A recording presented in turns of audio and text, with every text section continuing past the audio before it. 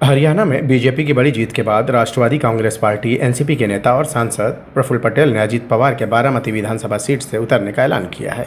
लेकिन बारामती से लड़ने का अजीत पवार ने कोई बयान नहीं दिया है। तो वहीं दूसरी तरफ शरद पवार की अगुवाई एनसीपी ने भी चुप्पी साध ली है। पुणे में दूसरे जिलों के प्रत्याशियों का सुप्रिया सुले और शरद पवार ने इंटरव्यू लिया, लेकिन इसमें बारामती पर चर्चा नहीं हुई। लोकसभा चुनाव में सुप्रिया सुले बनाम सुनेत्रा पवार के बाद अजीत पवार के बड़े भाई के बेटे योगेंद्र पवार के लड़ने की चर्चा सामने आई थी। प्रफुल्ल पटेल के खुले ऐलान के बाद बारामती में शरद खेमे से कौन लड़ेगा, इसके ऐलान को लेकर सस्पेंस बढ़ गया है। हालांकि अजीत पवार के खुद इस पर कुछ न बोलने को लेकर रणनीति का हिस्सा माना जा रहा है। राजनीतिक हलकों में चर्चा है कि भले ही प्रफुल्ल पटेल ने अजीत पवार के बारामती से लड़ने का ऐलान किया है, लेकिन यह कोई अंतिम फैसला नहीं है। अजीत पवार ने पहले चुनाव नहीं लड़ने की इच्छा व्यक्त की थी। इसके बाद उनके दूसरे बेटे जय पवार का नाम चर्चा में आया था।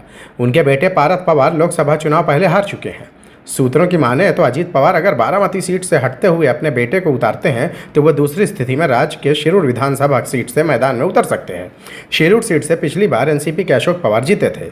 इसके पहले भी इस सीट पर एनसीपी 2 बार जीत चुकी है। जानकारी में ये बातें सामने आई हैं कि अजीत पवार खुद पार्टी के अध्यक्ष हैं। ऐसे में वो किस सीट से लड़ना चाहते हैं ये वो खुद तय करेंगे। जहां तक शिरूर से लड़ने की बात है तो पिछले काफ़ी समय से अजीत पवार की अगुवाई वाली एनसीपी इस क्षेत्र में सक्रिय है। इस क्षेत्र के अजीत पवार ने दौरे भी किए हैं। अगर वो बारामती छोड़कर किसी और सीट से लड़ने की सोचते हैं तो हो सकता है कि वो दूसरी शिरूर हो।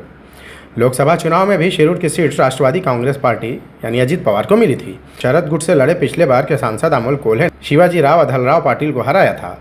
अमोल कोल्हे 1,40,000 वोटों से जीते थे। Desk report, Bombay leaks.